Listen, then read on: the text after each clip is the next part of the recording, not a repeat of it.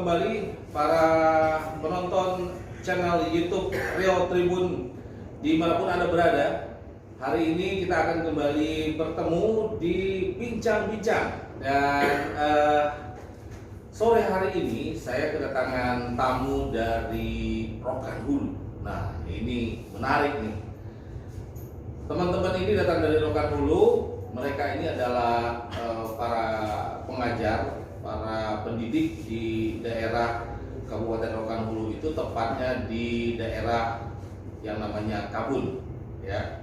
Dan mereka ini adalah pengelola sekolah menengah kejuruan yang ada di Kabun. Nah, tadi cerita-cerita ternyata ada persoalan menarik nih tentang nasib sekolah di daerah yang ternyata masih mengalami banyak persoalan, masih mengalami masalah-masalah yang belum terpecahkan sampai sekarang, dan adanya perlakuan-perlakuan yang tidak sama dengan sekolah-sekolah lain, terutama yang berada di kota. Padahal teman-teman ini berusaha untuk bisa ikut berpartisipasi, mencerdaskan anak bangsa, mencerdaskan kehidupan anak-anak yang mungkin selama ini juga kurang tersentuh perhatian dari pemerintah yang berada di tingkat atasnya, di provinsi kah atau di pusat sama sekali. Nah, untuk itu teman-teman dari SMK di Kabun ini kan berbagi cerita dengan kita, apa sih sebenarnya persoalannya. Nah, pertama-tama saya ingin perkenalkan, di sebelah saya ini adalah Pak Depi. Pak Depi ini adalah Kepala Sekolah SMK LPMD Kabun, ya Pak ya? Ya, Pak. Ya, dan di sebelahnya ada Pak Nono Sartono, Kepala Sekolah SMK Negeri 1 Kabun. Nah, tadi kita sebenarnya sempat cerita-cerita lah sebentar tentang kondisi dunia pendidikan di daerah, khususnya di Kabun. Jadi kalau boleh tahu, Kabun ini kalau dari ibu kota Rokan Hulu itu berapa lama waktu tempuhnya, Bang Devi? Sebenarnya jarak Kabun ke Pekanbaru sama Kabun ke Pasir itu hampir sama. Oh, jadi seolah di tengah-tengah ya? Di tengah-tengah. Berapa jam kira-kira? 2 jam. 2 jam. Jadi kalau dari Pekanbaru ke Kabun 2 jam, dari Kabun ke Pasir 2 jam. Oke. Nah, ini satu adalah sekolah SMK swasta, satu SMK negeri, ya, Pak Nono ya. Nah, apa nih kira-kira permasalahan yang terjadi? Benarkah tadi seperti saya katakan ada perlakuan yang tidak sama sebenarnya antara SMK di kota dengan SMK di daerah ini? Nah, kira-kira Pak Devi bisa menjelaskan kalau dari sisi SMK swasta ini apa yang dirasakan? Ya, sekolah kami ini sekolah yang berkembang, Pak. Kami memang betul mengembangkan pendidikan itu. Untuk murid itu kami menerima dari semua kalangan. Bahkan kami mencari anak-anak yang putus sekolah itu kami rayu. Bahkan ada anak yang sudah bekerja, kami rayu, artinya kami luruskan bahwa pendidikan itu begitu penting. Dan sudah beberapa tahun ini ada keluarga miskin yang tidak bisa, jangankan ke sekolah, untuk makan aja mereka susah. Itu kami datangkan ke sekolah, kami bayarkan kosnya, bahkan kami kasih beras agar anak ini bisa sekolah. Dan guru-guru saya minta tidak hanya komunikasi di dalam kelas, tapi guru harus mencari kondisi sosial anak ini seperti apa. Maka dari itu seringkali kami menemukan anak-anak itu putus sekolah cuma gara-gara biaya, dan itu banyak tidak terpantau. Oke, jadi motivasi awal mendirikan SMK di sana karena melihat banyak anak-anak yang sulit untuk melanjutkan sekolah. Bagaimana mereka bisa mengakses sekolah kejuruan itu khususnya di tempat tinggal sekitar mereka. Jadi ya, itu ya kondisinya. Ya, latar belakangnya sebenarnya awalnya berdiri SMK itu, kenapa saya mau menjadi kepala SMK itu, Pak. Saya tidak ingin orang kampung saya cuma lulusan SMP. Karena begitu banyak karakter anak di kampung itu, ada karena anak itu nakal, dia tidak sekolah bukan karena biaya, tapi karena pemikiran, itu kami datangi juga, kami ajak anak itu untuk sekolah. Anak itu kami dekati dengan agar misi saya bahwa anak seusia sekolah di desa Kabun terutama itu harus memiliki ijazah SLTA. Sebenarnya jumlah SLTA di Kabun itu ada berapa? SLTA di Kabun itu ada SMK-nya 2 Pak, negeri swasta, SMA 1, MA-nya 1. MA-nya pondok pesantren. MA-nya pondok pesantren. Iya. Oke. Jadi kalau yang umum SLTA-nya 1, SMK-nya 1. SMK-nya 2. SMA 2. Kalau Pak Nono ini SMK-nya negeri. Sudah berapa lama Pak? Baru 3 tahun negerinya Pak. Baru 3 tahun. Tahun 2011 berdiri. 3 tahun ini. Dulu berarti sama swasta statusnya. Ya, 2011. Ya.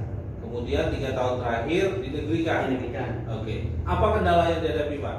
Ya, namanya sekolah negeri itu kan otomatis kepalanya dulu kan negeri. Ya. Sampai sekarang Pak belum ada kepala sekolah yang PNS. Kalau Pak Nono berarti statusnya belum PNS. Masih honor. Masih Komite. honor komite lagi. Waduh. Ya, oke. Yang lain guru-gurunya juga nggak ada. Semuanya Pak. Semuanya. Nah, lantas ketika dulu dinegerikan itu gimana prosesnya? Intinya ya saya itu kan gimana ya untuk menggaji itu dikatakan nggak sanggup lagi, makanya dinegerikan biar serat guru-guru itu terpenuhi gitu, Pak. Nah, sampai ini sekarang belum ada tersentuh orang dinas ke sekolah kami Pak. Oke. Jadi ini sebenarnya nasibnya 11-12 ya nih antara Pak Depi dan Pak Nono. Persoalannya Pak Depi ini SMK-nya masih swasta, tapi di sisi lain Pak Nono sudah negeri, kondisinya juga hampir sama. Oke. Enggak ada fasilitas yang diberikan dari pemerintah kabupaten. Belum. Jumlah kelas berapa? Jumlah lokal semuanya 6, kantor 1. Jadi lokal itu 4. Lokal 4, Lokal 5, kantor 1. lokal 5, kantor 1. Itu waktu masih swasta jumlahnya sampai sesudah negeri masih seperti itu atau ada penambahan? Masih Pak, masih seperti yang lama. Oh, artinya status negerinya belum memberikan perubahan apapun. Belum tersentuh apapun Pak. Belum tersentuh apapun. Oke. Lantas untuk penggajian gimana? Ya sementara ini sukarela aja Pak. Karena kami siswanya. Jadi yang gaji di guru yang standby aja. Ya kalau sempat kami yang gaji guru semua tidak ada uang untuk gaji mereka. Oke. Kalau Pak Nono gimana dengan kondisi apa ya? Ya tadi ceritanya bahwa yang dicari ini siswa-siswanya belum tentu semuanya mampu. Bahkan memang niatnya itu jangan sampai ada anak yang putus sekolah. Ya. Sehingga boleh dibilang kondisi ekonominya ya kita paham lah. Ya. Nah itu tentu berpengaruh pada uang sekolah. Ya. Seperti apa jadinya? Jadi alhamdulillah juga Pak, dengan adanya posda walaupun itu cuma 400 itu juga cukup membantu. Yang awalnya dulu tambah posda SPP kami ada 100-an Pak, 100.000 anak. Bagi yang mampu juga. Namun ketika ada posda ini sudah turun Pak, jadi 50. Jadi 50. Kemudian kita dari dana inilah dan adanya kelonggaran juknis pos dari pusat ini untuk gaji guru bisa karena murid kami 500. Jadi kalau gaji kami dana pos kami dekat 800 juta. Jadi kalau ini gaji guru dibagi-bagi dengan kelonggaran juknis yang ada pas sama COVID ini mencukupi Pak. Artinya jangan dibandingkan dengan UMR. Gajinya maksudnya sesuai jam kerja. Nah, tidak bisa dibandingkan dengan UMR. UMR ya jauh sekali. Tidak akan cukup. Masih belum memadai sebenarnya kalau untuk ukuran honor atau gaji seorang guru yang profesional. Ya. Ya. Kalau kisarannya 1 juta, di bawah 1 juta itu satu jaringan. Oke. Jadi rata-rata kisaran gaji guru di situ sekitaran 1 jutaan. 1 juta. Oke. Yang namanya SMK nih Pak, kan tentunya diharapkan siswanya itu kalau lulus bisa langsung diserap tenaga kerja. Itu kan artinya butuh praktek lah, Ya. alat-alat prakteknya gitu ya. Nah ini gimana nih kondisinya di SMK LPMD ini gimana? Kalau di kita Pak untuk ruangan ini kita dapat bantuan pusat sejak 2016, 2017, 2018. Itu untuk gedung yang ada alat ya alat seadanya saja. Alat seadanya saja. Kalau ada uang lebih SPP itu kita berikan alat. Kemudian dari perencanaan dana bos yang sudah tertuang dalam RKS kita beri. Itu pun tidak bisa alat-alat yang harganya mahal-mahal yang harganya di bawah 6 juta. Nah, itu bisa kita adakan melalui RKS semua itu. Tapi kalau yang angkanya 30 juta belum pernah kita angkatkan. Padahal kita butuh alat itu. Ya. Makanya kalau dari sekolah itu biasanya inilah melalui dana dak itulah bisa barang-barang ini didatangkan atau diadakan di sekolah. Tapi tetap toh kita mengusulkan ke dinas pendidikan dan dimasukkan dalam anggaran. Daripada untuk tahun 2021 ini untuk dak 2002 kami sudah mengajukan proposal ke dinas. Kami minta peralatan sama perpustakaan. Karena dengan kebijakan kemarin bahwa sekolah harus 20% dari dana bosnya harus beli buku, sehingga buku di sekolah yang numpuk tadi mana letak. Maka tempat buku kan perpustakaan, kami nggak punya perpustakaan. Maka dasar itu kami kemarin mengajukan proposal dari. Nah kalau Pak Nono sendiri gimana nih? Udah ada nggak komunikasi dengan Dinas Pendidikan Rohul agar statusnya ini segera dijelaskan lah, jangan honor komite terus, kalau bisa jadi PNS gitu kan? Ini dinas Bukan ke Rohul lagi Pak. Oh ke provinsi ya? Iya. Dinas SMK tentu sudah ke provinsi ya? Iya. Oke. Sering Pak, seringkali saya mengajukan satu SK Gubernur dan tapi kata orang dinas itu nggak mungkin saya buatkan SK Gubernur lagi. Nanti Bapak nggak sanggup bayar karena nanti orang itu nuntut sekian honornya. Jadi waktu itu nggak jadi Pak, nggak jadi dibuat SK Gubernur. Untuk kepala sekolah? Semua Pak. Untuk semua guru. Alasannya? Itu tadi Pak, karena sekolah kecil. Nah, SK Gubernur kan ibaratnya harus di atas 1 juta lah. Kalau 1 juta untuk berapa orang aja nggak cukup uangnya, uang bos kami. Siswanya cuma 30 semua. Oke, jadi sampai sekarang itu masih belum ada solusi? Belum. Belum ada solusi. Ke wakil rakyat sudah nih kalau ke provinsi? Insya Allah sebulan yang lewat atau Pak Ketua Komisi 5 itu ke SMA kami Pak, SMA Kapun. 2 sekolah yang interaksinya itu ditanggapi. Ya, alhamdulillah sampai sekarang tuh belum lagi ya ada tindakan. Oke, jadi ini terus dicoba lah ya, Ya. agar teman-teman yang mengajar di sana itu punya kenyamanan dan punya keyakinan lah masa depannya Iya, seperti iya. apa gitu kan. Kalau siswa sendiri Pak di SMK Negeri 1 Kapun ini sebagian besar orang tuanya profil pekerjaannya apa itu? Ya ada yang karyawan Pak, ada yang petani, yang berusaha. Oke. Nah kalau tadi menyinggung soal dana bos ya, berapa jumlahnya yang diterima?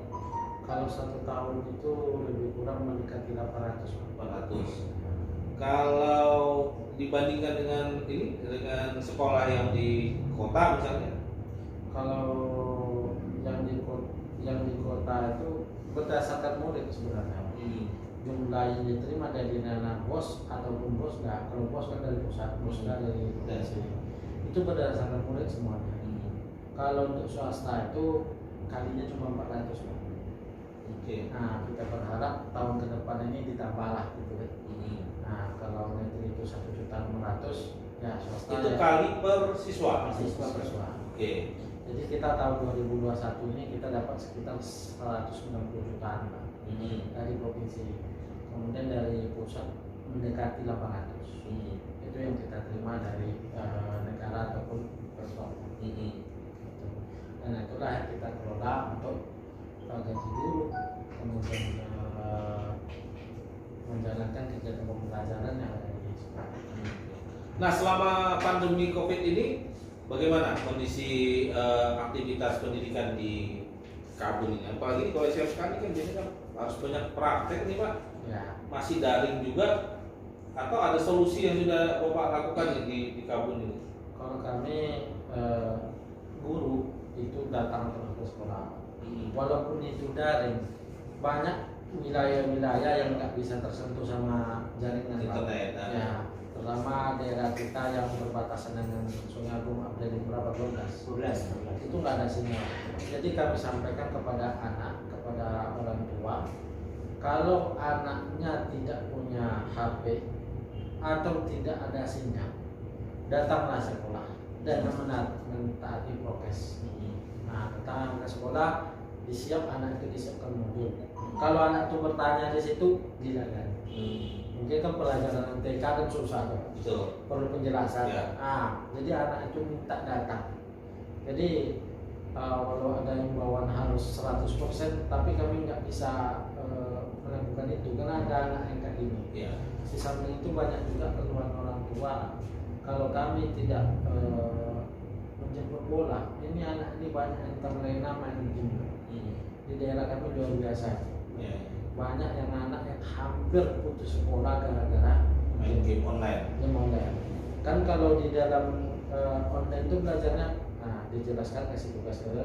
Nah ini yang tugasnya ini Pak, nggak dikerjakan, numpuk. Walaupun itu cuma 1 atau 2 soal, tapi menumpuk.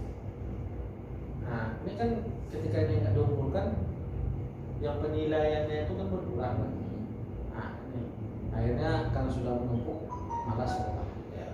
Nah ini kami seringkali bahkan kami mendatangi rumah itu. Kami datang ke rumahnya, kami jelaskan, kami apakan sama anaknya, bagaimana jalan terbaiknya dihadapkan dengan guru yang tugas dia menumpuk. Nah, tapi alhamdulillah sampai sekarang insya Allah lah di sekolah kita anak-anak yang semula terancam ke sekolah kembali sekolah. Ya. Artinya ada terobosan lah yang dilakukan karena mengingat ini juga tidak bisa selamanya daring, ada persoalan jaringan internet segala macam, itu yang seperti itu diimbau untuk tetap datang sekolah dan dilayani oleh guru-guru. Ya, oke. Baik. Kira-kira nih harapan yang paling besar ingin disampaikan kepada pemerintah provinsi. Nah, karena SMA, SMK ini kan teritorialnya itu urusannya provinsi. Kalau dari SMK LPMD ini apa Pak Depi? Yang benar-benar yang mendesak Bapak perlukan itu apa? Ya, saya kira sudah saatnya lah memandang sama dengan memberikan kebijakan yang sama terhadap sekolah-sekolah swasta atau Pertama, kalau adakan pelatihan, entah pelatihan itu operator, entah pelatihan itu bendahara, entah pelatihan guru, tolonglah diikut sertakan. Kalau tahun ini tidak bisa, tolonglah tahun besok dianggarkan begitu. Ini kadang-kadang perintah tugasnya sama, pelatihannya tidak. Nah, kemudian seperti bantuan pembangunan itu tadi, tolong juga lah sekolah swasta itu dibantu pembangunannya maupun peralatannya yang layak. Karena kalau kita lihat dari Permendikbud nomor 11 tahun 2010 atau Permendikbud nomor 5 tahun 2021 Pak, setelah saya cek tak ada satupun peralatan praktek di SMK itu yang dikatakan layak menurut dua peraturan itu. Nah, dua peraturan itu, sementara anak yang sekolah di kami begitu banyak. Jadi saya berharap ke pemerintah tolonglah perhatikan, tidak hanya kami tapi di beberapa sekolah swasta. Karena dengan munculnya kebijakan Bosda diberi kepada sekolah negeri 1.600.000 itu dan swasta 400 dan bergulir akhirnya sekolah negeri itu harus gratis. Ini menggulung tikar Pak beberapa sekolah swasta ini, karena masyarakat itu sudah mau cari yang gratis. Nah, tapi kalau seandainya itu sama-sama dikasih bantuan, nah, sama-sama bisa meningkatkan kualitas, nah, bisa, silakan masyarakat menilai. Sekarang masyarakat menilainya mana yang gratis, itu yang bisa. Dan beberapa sekolah swasta di Rokan Hulu mungkin ya cuma 1-2 sekolah saja yang tidak menurun penerimaan murid barunya, cuma 1-2 sekolah saja.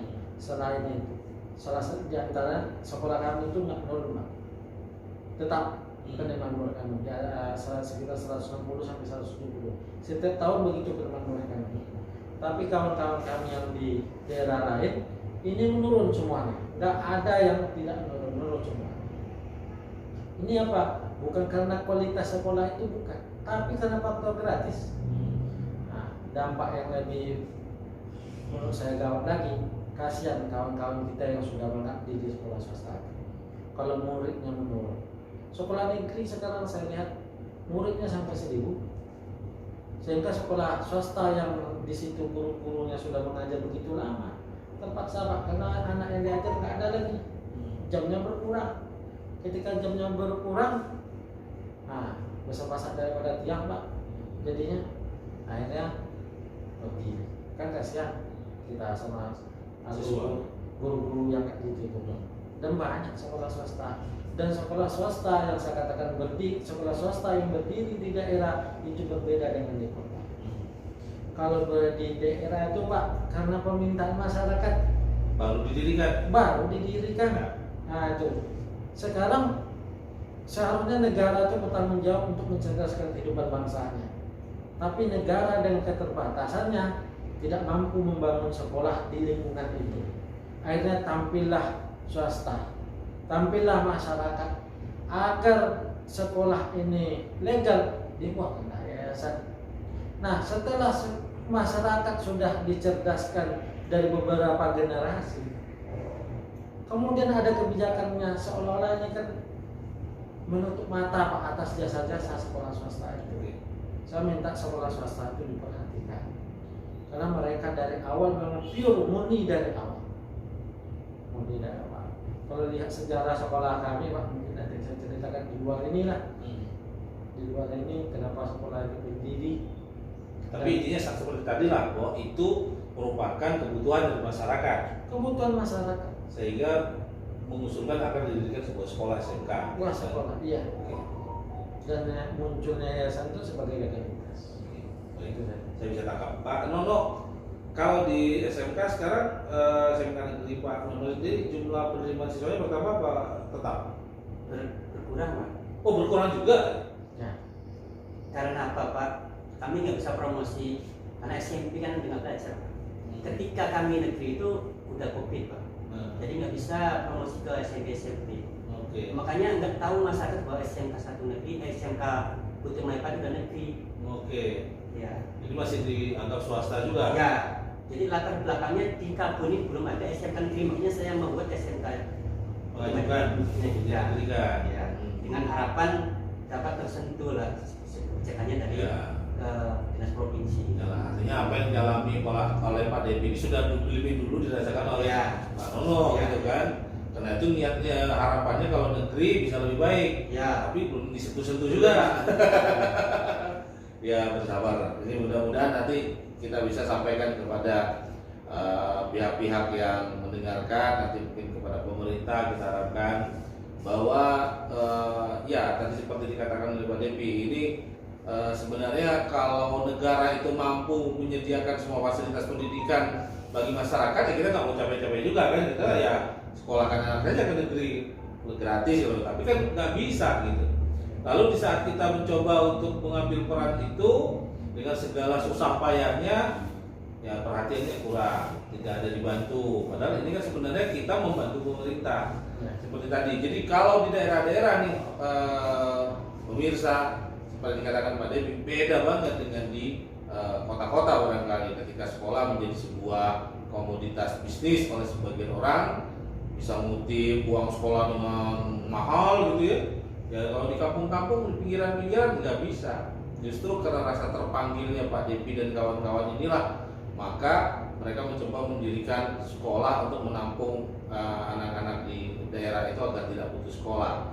Karena itu perlu sekali agar perhatian pemerintah lebih besar terhadap sekolah-sekolah yang seperti ini, ya, membantu fasilitas sarana prasarananya, membantu guru-gurunya seperti Pak Nono dan Pak Depi dan kawan-kawan di sana. Ini tentunya harus lebih diperhatikan, dan bagaimana mereka juga bisa tenang mengajar, ya, punya masa depan ketika menjalani profesi ini. Ya, mudah-mudahan ini bisa diperjuangkan oleh baik itu teman-teman legislatif maupun teman-teman di Dinas Pendidikan Provinsi.